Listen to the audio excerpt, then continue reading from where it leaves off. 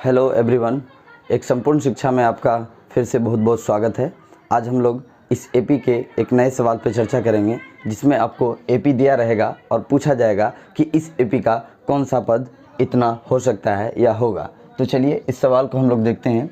ये एपी आपको दिया हुआ है और इसमें पूछा जा रहा है आपसे कि इस एपी का कौन सा पद -81 है।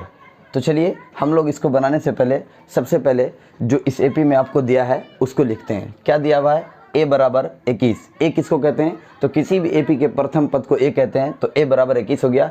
अब d क्या है? d सारवंतर को कहते हैं, जिसको इंग्लिश में कॉमन डिफरेंस कहते हैं। तो कॉमन डिफरेंस हम लोग कैसे निकालते हैं? किसी भी एपी के बाद वाले टर्म में पहले वाले टर्म को माइनस करते हैं तो हम लोग उसका सारवंतर जान लेते हैं। सपोज दैट ये सेकंड टर्म है, ये फर्स्ट टर्म है। सेकंड टर्म में फर्स्ट टर्म को माइनस करेंगे तो भी सारवंतर निकलेगा।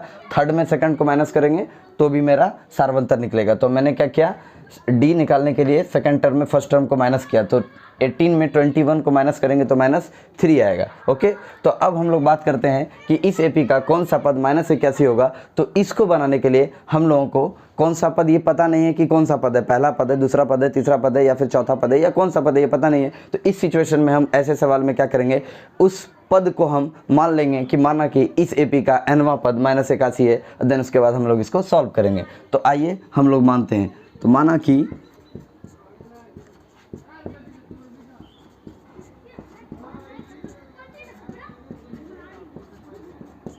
कि दिए गए एपी का nवां पद -81 है।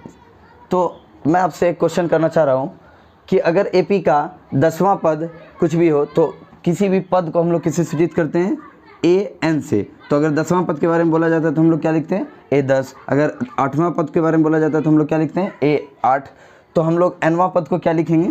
तो हम लोग nवां पद को लिखेंगे an। तो an बराबर क्या हो जाएगा मेरा? -81। क्या हो जाएगा? -81। अब हम an के फॉर्मूले को यहाँ पे पुट करेंगे और उसके बाद हम उसको सॉल्व करेंगे। तो n का फॉर्मूला होता है a + n-1 × d = -81। अब a का जो वैल्यू हमारे पास है और d का जो वैल्यू हमारे पास है उसको हम इसमें पुट करेंगे, n का वैल्यू हम लोगों को मालूम चल जाएगा। तो आइए हम लोग पुट करते हैं। a का वैल्यू है 21 + n-1 × d का वैल्यू है -3। उसके बाद हम इसको सॉल्व करते हैं। 21 को 21 ही रहने देंगे प्लस, अब देखिए ज़रा सा ध्यान से, इस -3 को इस +n से मल्टीप्लाई करेंगे तो क्या आ जाएगा? -3n। अब इस -3 को इस -1 से मल्टीप्लाई करेंगे तो क्या आएगा? +3। इक्वल के नीचे इक्वल देंगे, -81। अब इस दोनों को हम लोग सॉल्व करते हैं तो क्या आएगा? 21 और 3 क्या होता है? 24। -3n बराबर -81। अब देखिए n का वैल्यू आपको निकालना है, तो n हम देखेंगे कि n प्लस में या माइनस में। तो n या माइनस में तो हम क्या करेंगे, इसको इक्वल के उस पार भेज देंगे ताकि ये प्लस बन जाए। तो अगर हम 3n को इधर भेजते हैं तो ये क्या हो जाएगा? +3n।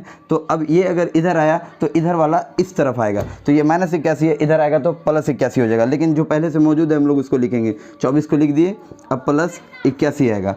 अब फिर देखिए 3n यहाँ लिख दिए। अब इस दोनों को क्या कीजिए? ऐड कीजिए। 4 और 1 5 होता है, 8 और 2 10 होता है। ठीक है, कोई दिक्कत? अब हम लोग क्या करेंगे, n का वैल्यू निकालने के लिए n = 105/3। तो 105 को 3 से हम लोग जब डिवाइड करेंगे तो क्या आएगा? 3 × 9, 3 × 5 15, यानी n का वैल्यू क्या आ गया? 35। अतः हम कह सकते हैं कि इस एपी का 35वां पद क्या होगा? -81 होगा।